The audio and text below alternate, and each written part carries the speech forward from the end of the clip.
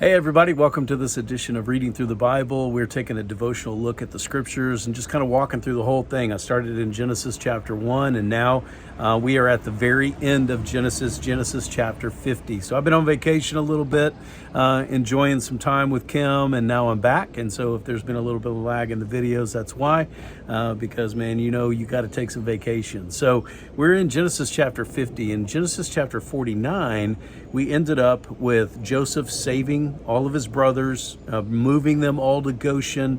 They're all in the land of Egypt now. They're all being taken care of by Joseph. And, Joseph is that picture of the Savior of the world. And literally, in his time, he was doing just that.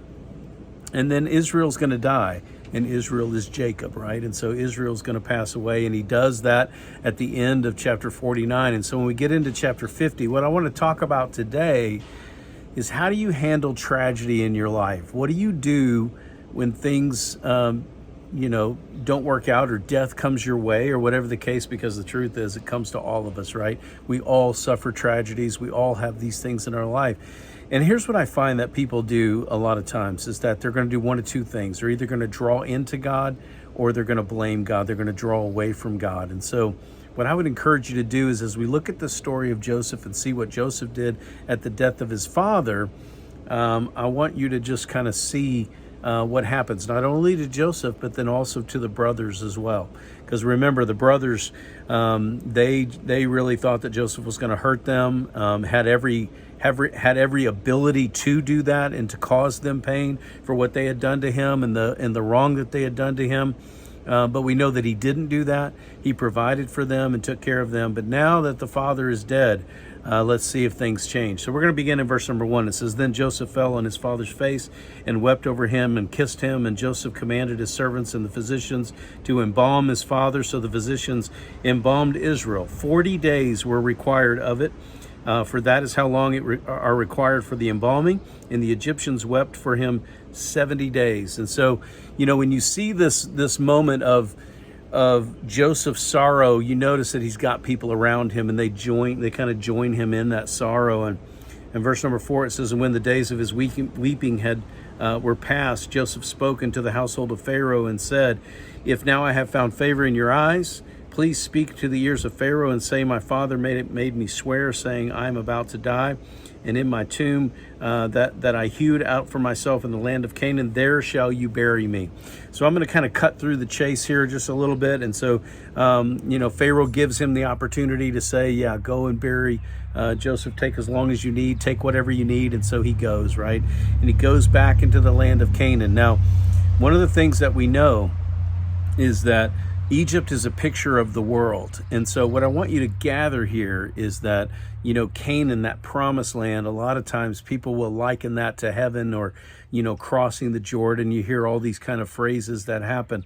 And so Jacob said, don't leave me here in Egypt. I want to go back to Canaan. I want to go back to the place that God had promised and be with my fathers, Abraham and Isaac, right? And so Joseph does that. He takes him back over there. And that's going to be important here in a moment.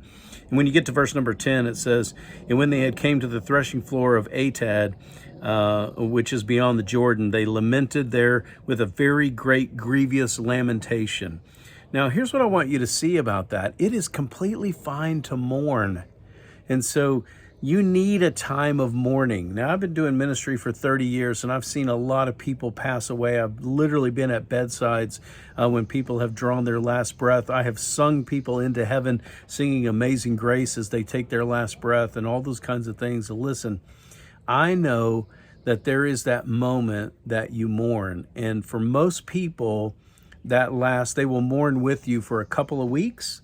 And then in all honesty, they're moving on. They're doing something else. But we know that mourning usually takes a year or 2 years for you to really start to try to find your life without this person, without this loved one. And so luckily, Joseph has got some people around him. But I just want to say, listen, if you're going through a tragedy or tragedy comes to you, do not be afraid to mourn. Don't be afraid to do that. And if you're walking beside someone who's in mourning, give them a little bit of time. They're going to need some time to recalibrate, to set their life back in order, because they're missing this person, and it's a real deal, right?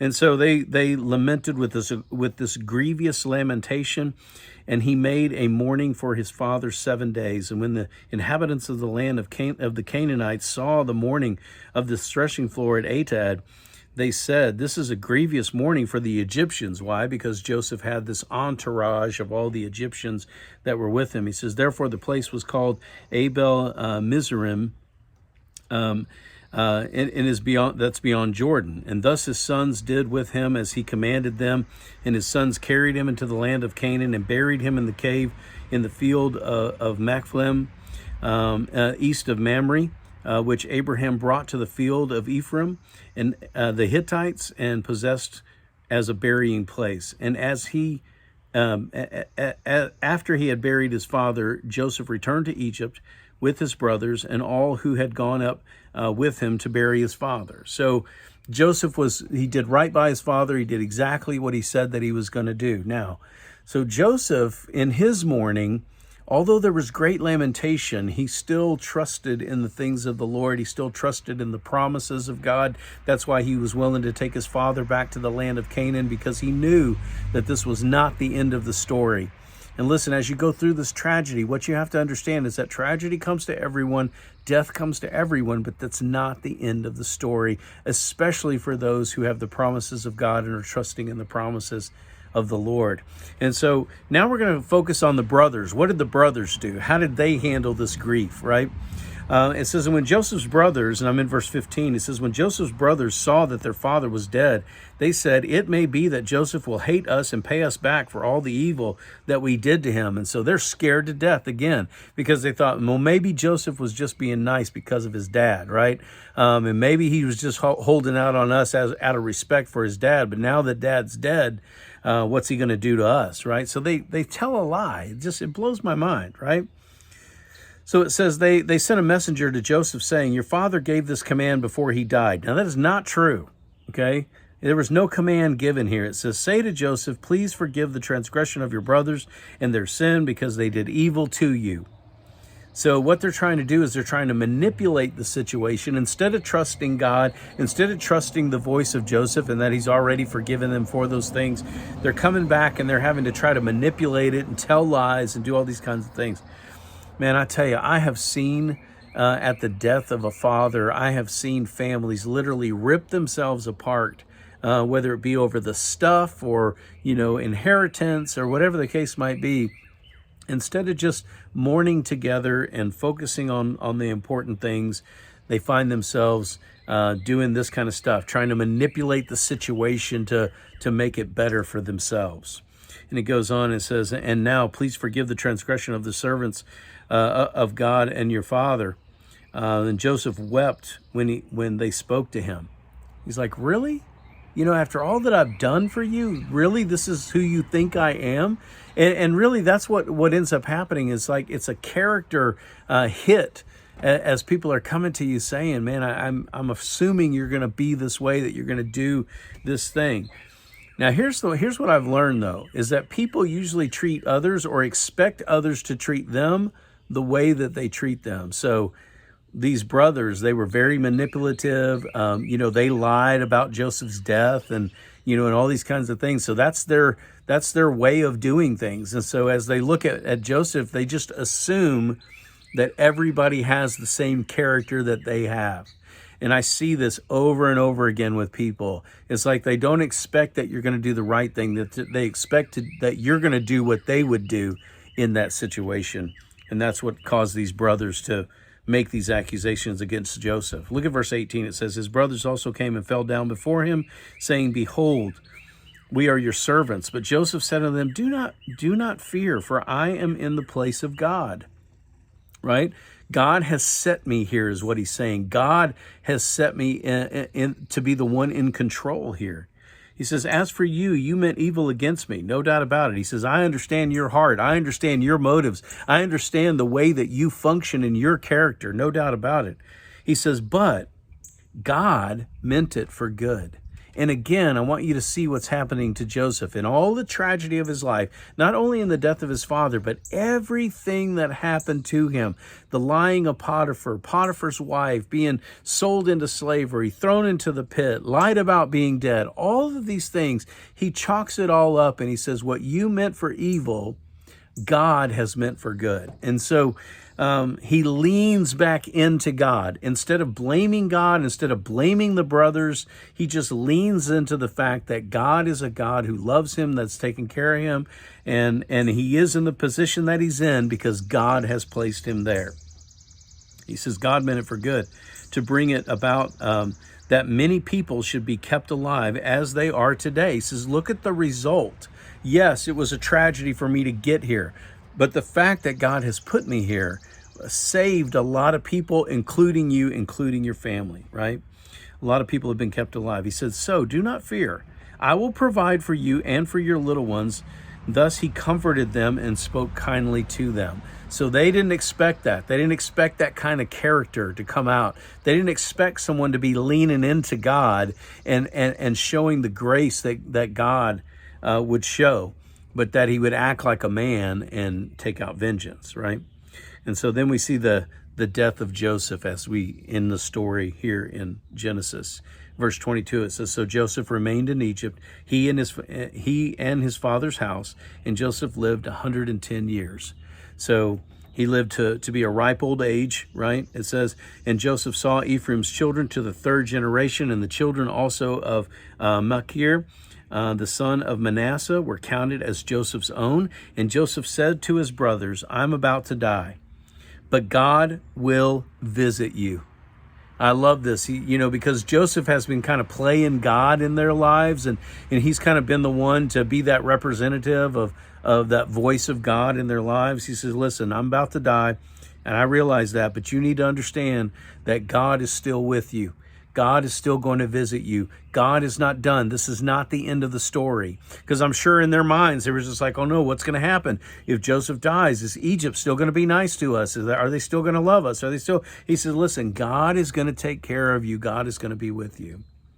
And he goes on and he says, God will visit you and bring you up out of this land to the land that he swore to Abraham, to Isaac, and Jacob. And again, what Joseph is telling him, although this is the end of my story, this is not the end of the story.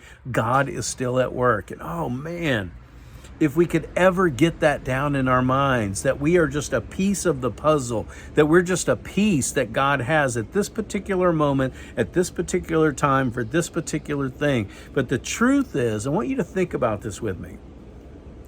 We will see Abraham one day.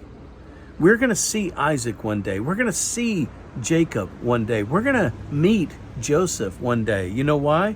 Because this was not the end of their stories, because we know that God is not the God of the dead, but he is the God of the living, right? And so he tells him, he says, listen, God's going to be faithful to do what God said that he's going to do. So he is going to visit you, and you are going to be headed back to the land of Canaan. Verse 25, then Joseph made the sons of Israel swear, saying, God will surely visit you, and you shall carry up my bones from here. He says, I don't want to be left here. He says, I want to go to the promised land like my father, right? So make sure that whenever that time comes, that God visits you and moves this story from this worldly story back to the promised land of Canaan. He says, I want to go with you. Make sure that I'm a part of that. So verse 26, as we end out, he says, so Joseph died being 110 years old, and they embalmed him, and he was put in a coffin in Egypt. And so he had that honorable burial. And how cool is it that the man's testimony would not only that he would be honored by the people of God, but that he would also be honored by the world.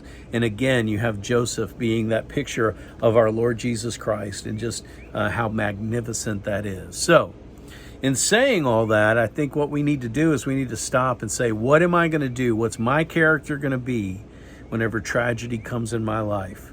Whether it be death in the family, whether it be my own passing, whatever the case, is that I want to keep my eyes focused on the Lord, keep my eyes focused on the promises that God has made, and I just want to lean into God, knowing that this world is full of tragedy, knowing that this world is full of death. I can still trust the Lord and know that He's going to move the story forward, because listen, guys, it's never our story that He's telling anyway. It's always His story. It's history, right? It's His story that He's telling. And as He moves the story forward, we're just those individuals to bring Him glory for this moment until we all bring glory forever and ever as we spend eternity together. So just lean into God. No matter what happens in your life, know that God has a plan and God is moving the story forward. Listen, I hope that this has encouraged you today. I hope that you just sit back and say, you know what? As tragedy comes, don't say if tragedy comes. When tragedy comes my way, when things happen in my life, I'm just going to lean into the Father. I'm going to trust His plan. I'm going to trust that He's moving His story forward and that we win in the end. You know, Jesus said, in this world you will have trouble, but take heart and take hope, because I've overcome the world. That's our Savior. And that's who Joseph represents. So listen, as we enter into the next time, we're going to get into the book of Exodus. I'm just going to continue right on through. Exodus is one of my favorite books. There's so many setups that happen in Genesis, the book of beginnings, but then Exodus is just that. It's the Exodus, this promise that Joseph made that, hey, God's not going to leave you here. God's going to move you out of here. And we see so many salvation pictures as we move into Exodus, as well as pictures of the end times. It's going to be an amazing study. I want you guys to hang with me. What I'm probably going to do is I'm probably going to break these up and put this into a playlist for Genesis, and then I'll start Exodus and we'll put it into a playlist for Exodus. But I'll let you guys know when it's coming. We should have a video out here pretty quick that's going to start the book of Exodus. I hope you've enjoyed this Genesis study, and thanks for being with me, and we will talk to you soon.